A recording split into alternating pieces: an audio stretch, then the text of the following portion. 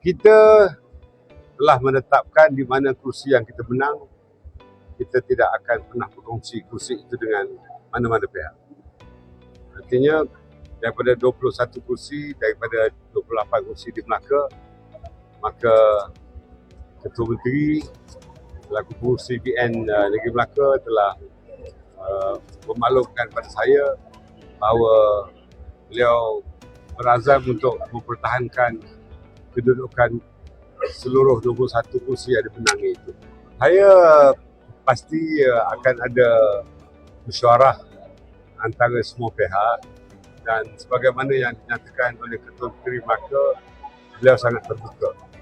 Dan kami kepimpinan Barisan Nasional di peringkat pusat akan dirundingi untuk menjadi kata pemutus pada sebarang kesepakatan atau persefahaman yang akan dicapai di dalam mesyuarah yang diadakan di antara mereka.